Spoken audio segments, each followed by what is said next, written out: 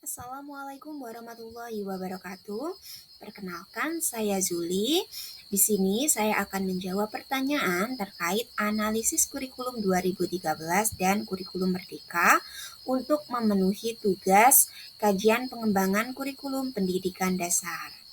Nah, sebelumnya kita lihat dulu dari pengertian kurikulum 2013 dan kurikulum Merdeka.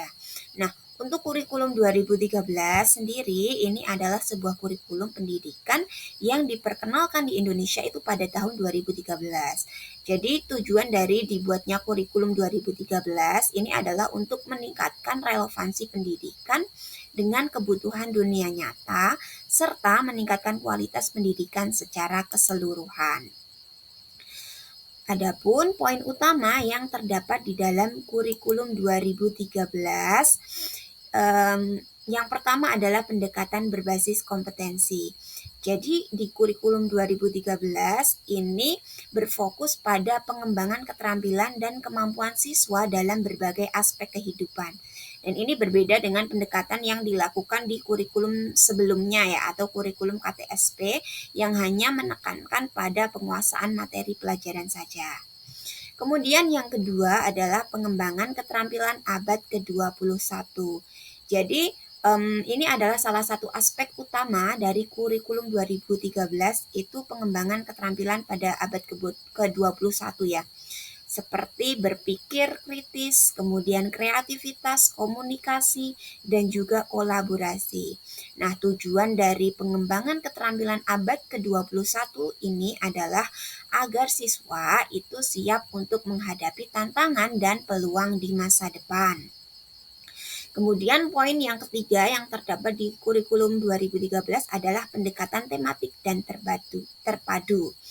Jadi kurikulum 2013 ini menggunakan pendekatan pembelajaran tematik di mana materi pembelajaran itu disajikan dalam konteks tema tertentu yang mencakup beberapa mata pelajaran sekaligus. Nah, tujuan dari dilakukan pendekatan tematik dan terpadu ini adalah untuk mempromosikan pemahaman yang lebih holistik dan terintegrasi.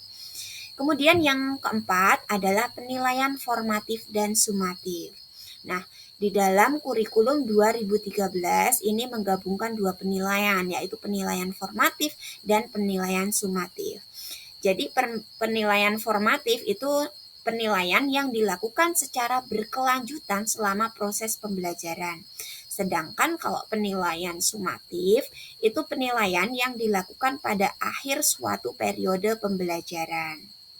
Nah, penilaian tersebut itu berorientasi pada pengukuran keterampilan dan juga pemahaman siswa. Dan poin yang kelima adalah pemberdayaan guru dan sekolah. Jadi di kurikulum 2013 ini itu memberikan lebih banyak kewenangan ya kepada guru dan juga sekolah itu untuk merancang dan melaksanakan pembelajaran itu sesuai dengan kebutuhan dan konteks lokal mereka. Ini tujuan dari pemberdayaan guru di sekolah ini untuk meningkatkan fleksibilitas dan juga responsivitas pendidikan. Jadi secara keseluruhan di dalam kurikulum 2013 ini merupakan upaya untuk merombak sistem pendidikan yang ada di Indonesia ini agar lebih relevan, adaptif, dan berkualitas. Nah, ini salah satu langkah penting yang perlu disiapkan oleh generasi muda Indonesia itu untuk menghadapi tantangan pada masa depan. Nah, kemudian selanjutnya fungsi dari kurikulum 2013. Nah, ada 3 fungsi utama yang terdapat di kurikulum 2013 ya. Yang pertama itu meningkatkan relevansi dengan kebutuhan dunia nyata. Nah, seperti yang sudah disampaikan tadi bahwa kurikulum 2013 ini dirancang untuk memperhatikan dan tuntutan global dan juga kebutuhan lokal agar siswa itu memiliki keterampilan yang relevan dengan dunia kerja dan juga kehidupan sehari-hari. Kemudian fungsi yang kedua adalah mengembangkan keterampilan abad ke-21. Jadi menekankan pengembangan ke, ke keterampilan berpikir kritis, kreativitas, dan juga komunikasi dan juga kolaborasi. Kemudian fungsi yang ketiga adalah meningkatkan kualitas pendidikan. Jadi dengan pendekatan yang lebih terintegrasi, kemudian berbasis kompetensi. Nah, ini diharapkan mutu pendidikan di Indonesia itu dapat meningkat.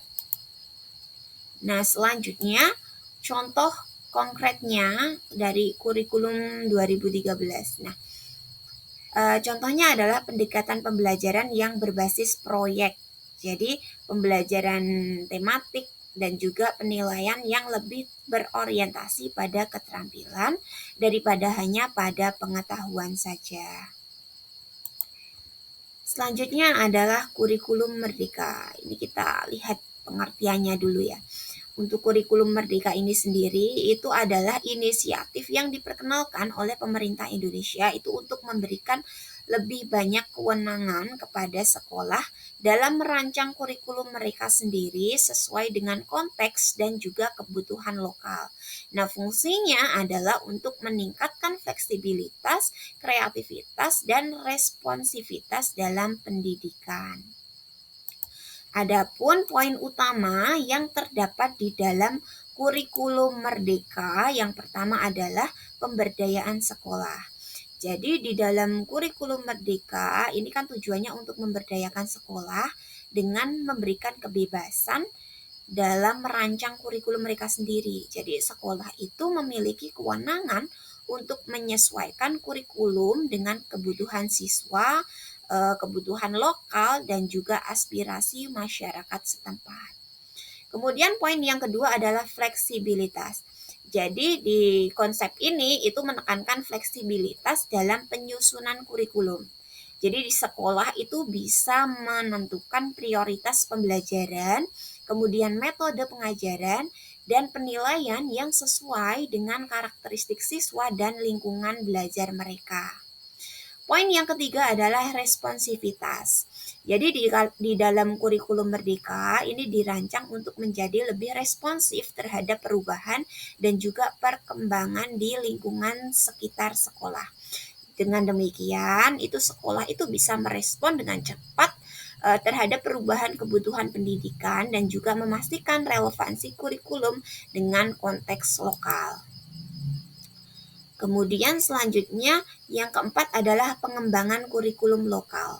Jadi itu salah satu aspek penting yang ada di dalam kurikulum merdeka ya. Jadi pendorongan untuk mengembangkan kurikulum lokal yang mencerminkan nilai-nilai budaya, kemudian kearifan lokal dan kebutuhan khusus komunitas setempat.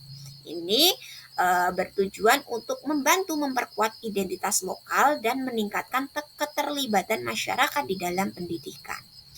Dan yang terakhir adalah kualitas dan keadilan. Jadi di sini meskipun kurikulum merdeka itu memberikan lebih banyak kewenangan kepada sekolah, tapi kurikulum merdeka itu juga tetap berkomitmen untuk meningkatkan kualitas pendidikan secara keseluruhan dan memastikan akses yang adil bagi semua siswa. Jadi ini dilakukan dengan memberikan bimbingan dan dukungan kepada sekolah dalam merancang kurikulum yang efektif dan inklusif. Jadi dengan demikian, kurikulum merdeka ini merupakan konsep yang memberikan lebih banyak otonomi kepada sekolah dalam merancang kurikulum mereka sendiri dengan tujuan untuk meningkatkan relevansi, fleksibilitas, dan responsivitas pendidikan dalam konteks lokal. Nah, kemudian fungsi dari kurikulum merdeka itu sendiri yang pertama adalah memberikan kewenangan kepada sekolah. Jadi di dalam kurikulum merdeka ini sekolah itu diberi keleluasaan untuk merancang kurikulum mereka sendiri itu berdasarkan kebutuhan potensi dan juga konteks lokalnya ya. Nah, kemudian yang kedua adalah mendorong inovasi. Jadi dengan memberikan kebebasan kepada sekolah, nah ini diharapkan muncul inovasi dalam pendekatan pembelajaran dan penilaian yang sesuai dengan karakteristik siswa dan lingkungan sekolah. Dan fungsi yang ketiga adalah mengakomodasi keberagaman. Jadi di dalam kurikulum Merdeka ini memperhatikan keberagaman budaya, suku, dan kondisi sosial ekonomi yang berbeda di seluruh Indonesia. Nah, adapun untuk contoh konkretnya, kurikulum Merdeka ini lebih kepada penekanan pada pengembangan kurikulum lokal yang mencerminkan nilai-nilai budaya dan kearifan lokal serta pemberdayaan guru dan sekolah untuk merancang pembelajaran yang sesuai dengan kebutuhan siswa dan lingkungan mereka. Nah, dari sini kita bisa mengambil sebuah kesimpulan bahwa kedua kurikulum tersebut itu memiliki fungsi-fungsi yang sangat penting untuk meningkatkan kualitas pendidikan di Indonesia. Jadi kalau tadi di kurikulum 2013 itu pendekatannya berbasis proyek, pembelajaran tematik, dan penilaian yang lebih berorientasi pada keterampilan dan juga pengetahuan. Kalau di dalam kurikulum 13 itu menekankan pada pengembangan kurikulum lokal yang mencerminkan nilai-nilai budaya dan juga kearifan lokal. Seperti itu. Jadi meskipun demikian, itu kesuksesan dari implementasi suatu kurikulum itu dilihat dari fungsi dalam praktiknya, itu masih perlu dievaluasi secara lebih mendalam. Seperti itu. Nah, kemudian kita lihat dari analisis segi perannya. Kalau tadi itu analisis dari segi fungsi, nah sekarang analisis dari segi perannya. Kita lihat dari kurikulum 2013 terlebih dahulu. Nah, kalau di dalam kurikulum 2013 ini ada beberapa peran yang terdapat di kurikulum 2013 ya. Yang pertama yaitu memberikan kerangka pembelajaran. Jadi di dalam kurikulum 2013 ini memberikan kerangka kerja bagi sekolah dan juga guru dalam merencanakan dan melaksanakan pembelajaran. Nah, contohnya itu penetapan standar kompetensi atau SKL ya, yang menjadi acuan bagi sekolah dalam menyusun rencana pembelajaran dan menilai pencapaian siswa. Kemudian yang kedua adalah mendorong pengembangan keterampilan abad ke-21. Jadi, kurikulum 2013 ini menekankan pengembangan abad keterampilan ke-21 seperti berpikir kritis, kreativitas, kolaborasi, dan di sini contohnya adalah pendekatan pembelajaran berbasis proyek atau tematik yang mendorong siswa itu untuk berpikir secara kreatif dan bekerja sama dalam menyelesaikan masalah. Kemudian yang ketiga adalah menyediakan kurikulum yang relevan. Jadi di dalam kurikulum 2013 ini tujuannya adalah menyediakan kurikulum yang relevan dengan kebutuhan dunia nyata. Contoh konkretnya itu adalah pengintegrasian materi pembelajaran dengan situasi atau konteks kehidupan sehari-hari, seperti penggunaan contoh kasus yang aktual di dalam pembelajaran. Kemudian, adapun untuk kurikulum Merdeka itu yang pertama adalah memberdayakan sekolah dan guru. Jadi peran yang pertama adalah memberdayakan sekolah dan guru. Jadi di dalam kurikulum Merdeka ini memberikan lebih banyak kewenangan kepada sekolah dan juga guru dalam merancang kurikulum sesuai dengan kebutuhan atau konteks lokal ya. Kemudian contohnya ini adalah kesempatan bagi sekolah untuk mengembangkan kurikulum lokal yang mencerminkan nilai-nilai budaya dan juga kearifan lokal. Adapun yang kedua adalah mendorong inovasi dan juga fleksibilitas. Jadi di dalam kurikulum Merdeka ini mendorong inovasi dan juga fleksibilitas dalam pendekatan pembelajaran. Contohnya adalah adanya kebebasan bagi sekolah untuk menyesuaikan metode pengajaran, penilaian, dan juga kurikulum sesuai dengan karakteristik siswa dalam kebutuhan belajar mereka. Begitu. Jadi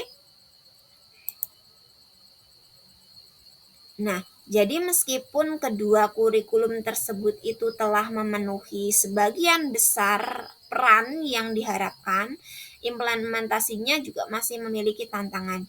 Jadi, evaluasi mendalam itu juga perlu diperlukan untuk memastikan bahwa kedua kurikulum tersebut itu dapat menghasilkan dampak yang diinginkan dalam meningkatkan kualitas dan juga pendidikan di sekolah dasar. Nah, itu tadi adalah analisis terkait fungsi dan juga peran yang ada di dalam kurikulum 2013 dan juga kurikulum Merdeka.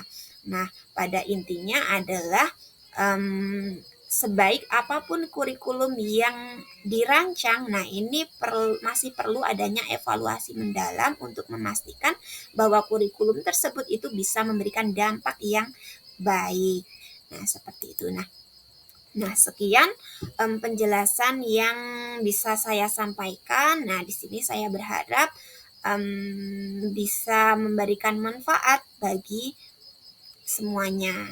Nah, terima kasih. Saya akhiri. Wassalamualaikum warahmatullahi wabarakatuh.